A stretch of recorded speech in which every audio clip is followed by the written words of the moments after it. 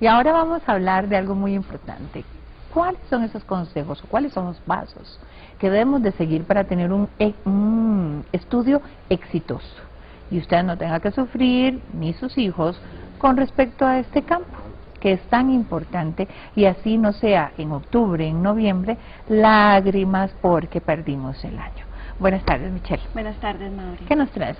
Bueno, así es, como hablábamos la semana antepasada, yo les mencionaba lo importante que es crear un ambiente adecuado para estudiar. El estudio se tiene que aprender, uno debe aprender a estudiar, se le debe enseñar a los pequeñitos y pequeñitas, desde que vienen desde el preescolar, que es importante y debemos enamorarlos del estudio.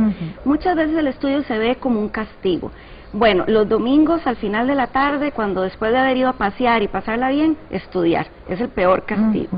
Y justamente lo que yo les traigo el día de hoy es una serie de pasos de una técnica de estudio que yo en mi consultorio aplico con los muchachos y muchachas que llegan, que me ha funcionado mucho. Y en realidad requiere de una serie de pasos importantes para que estos muchachos, los niños también lo pueden aplicar, puedan aprender a estudiar de forma agradable y que no se vuelva tan tedioso. Lo primero que vamos a hacer es ojalá crear una rutina de estudio. Uno debe estudiar todos los días. Claro, si nosotros les decimos a los pequeñitos que es ir a estudiar, ya no van a querer. Sí, por supuesto. Entonces, tratar de crear en el estudio un juego. Entonces, decir, vamos a jugar a leer, vamos a jugar a hacer sumas, restas. Es diferente, ya solo la palabra cambia totalmente la dinámica. Entonces, juguemos. Lo primero de esta técnica de estudio que les traigo yo es la lectura rápida. La lectura rápida es algo muy importante. Debemos aprender a leer rápido y eso no significa leer corriendo, que es muy diferente. Significa leer realmente lo que está escrito. Entonces, cuando nosotros nos presentamos ante un tema, nosotros vamos a empezar a leerlo. Nos concentramos, ojalá tener pocos estímulos alrededor. Entonces una vez que lo tienen, vamos a leer una o dos veces el primer párrafo. El primer párrafo de cualquier tema nos va a dar la idea general.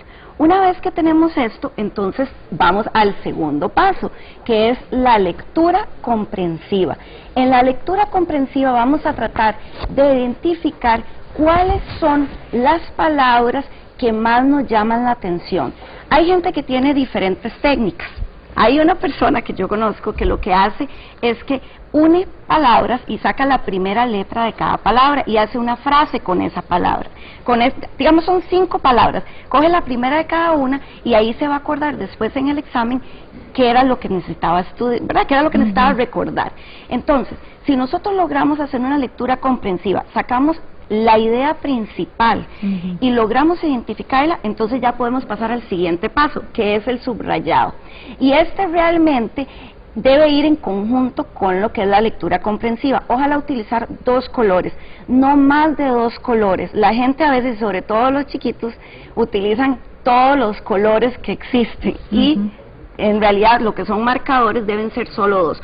Ojalá el color más brillante para la idea más importante y el color menos brillante para la idea secundaria.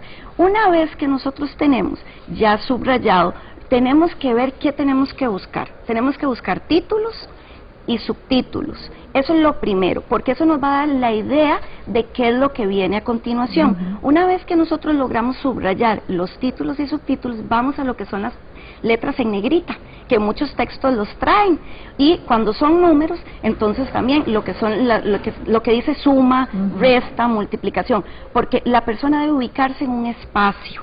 Entonces, una vez que nosotros logramos subrayar, vamos al siguiente paso que les traigo aquí, y como ustedes lo pueden ver en pantalla, que es hacer esquemas. En realidad los esquemas no es para todas las personas, no todas las personas estudian de forma visual. Entonces, si la persona, sobre todo los niños, sí logran estudiar de forma visual, entonces en estos esquemas podemos utilizar gráficos, podemos utilizar dibujos, sobre todo cuando están aprendiendo en los primeros años escolares, y Cuando ya logramos que ellos logren identificar un esquema, entonces vamos al siguiente paso, que es este que les tengo yo acá, que es la parte del resumen. El resumen va en conjunto con el esquema, porque no necesariamente el esquema tiene solo dibujos, sino también tiene que tener ideas. Hay muchas personas que no pueden estudiar solo con el esquema, porque se quedarían en blanco, porque por ejemplo dice la Segunda Guerra Mundial, y después de eso, ¿qué? ¿Qué pasó con esa Segunda Guerra Mundial? Entonces, ahí es donde debemos tratar de ampliar, pero no podemos meter todo, sino que hay que tratar de extraer.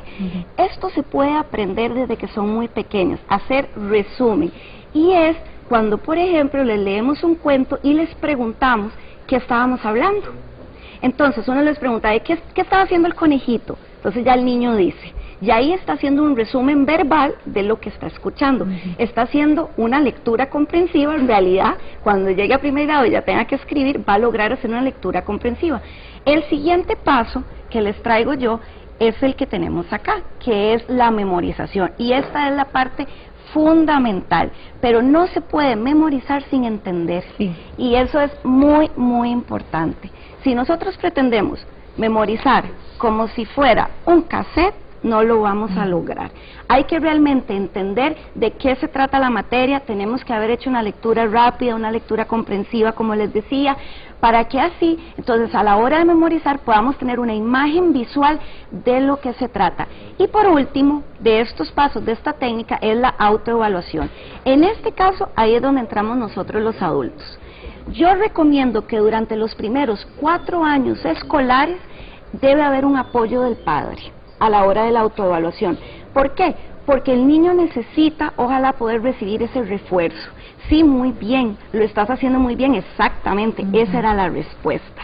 Ya cuando van creciendo, ya ellos solitos pueden hacer esta autoevaluación.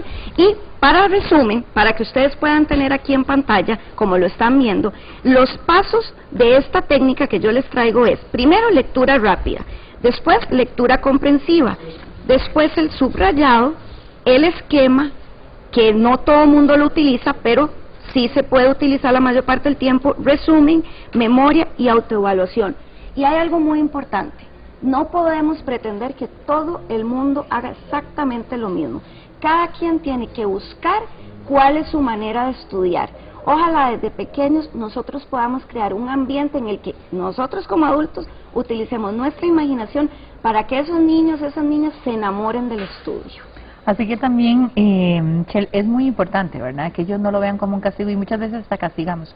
Cuando se jalan alguna tortilla, ¿verdad? Entonces es, bueno, ahora tiene que estudiar más. Entonces más bien lo utilizamos como un método de castigo, y creo que eso también está muy mal. Ahora quiero mostrarles una obra del artista Magda Santo Nastasio, que es la abuelita de Michelle. Ya ella partió y está, por supuesto, en el regazo de nuestro Señor. Sí, ella está feliz allá, y sabemos que está en un lugar mucho mejor del que puede estar, ¿verdad?, en este momento, y que realmente ella era una artista muy reconocida en nuestro país. Ella era grabadora, era acuarelista, además de poeta. Su obra, en cuanto a la poesía, no es muy conocida. Sin embargo, dejó también su legado a todo Costa Rica, y se le hizo un homenaje muy bonito en la Escuela de Bellas Artes y de Artes Plásticas en la Universidad de Costa Rica, ¿verdad? Exactamente. Cuéntenos un poquito de doña Magda. Bueno, mi abuelita era una gran persona. En realidad yo creo que si alguien me pregunta, no tengo palabras para decirlo, esto me emociona mucho. Sí, no era algo que teníamos muy preparado, y realmente sí, está muy reciente. Ella murió hace justamente 6 meses, y fue un golpe muy fuerte para todos, pero creo que en ese dolor construimos mucho amor. Y como usted mencionaba, Maurencí, ella fue una gran acuarelista, grabadora, poetisa, pero sobre todo una gran mujer, y eso es algo que nosotros como familia nos sentimos orgullosos, porque todas las personas que nos hablan de ella justamente hablan de esa maravilla de persona que era. Hoy en uno de los periódicos nacionales sale un artículo sobre ella, y un gran personaje nacional, doña Clotilde de Pacheco, menciona y lo dice como Santo Anastasio para siempre, y yo creo que eso es algo que, bueno, como familia nosotros nos sentimos inmensamente agradecidos, igual con ustedes, por siempre recordarla. Claro que sí, con muchísimo agrado, además de que es una de nuestras representantes y también impulsoras del arte y del grabado en metal en Costa Rica. Muchísimas gracias, Michelle. Gracias a ustedes. Y usted no se me vaya, continuamos con nuestro programa, nos está esperando Marta porque nos continúan las clases con Criatex.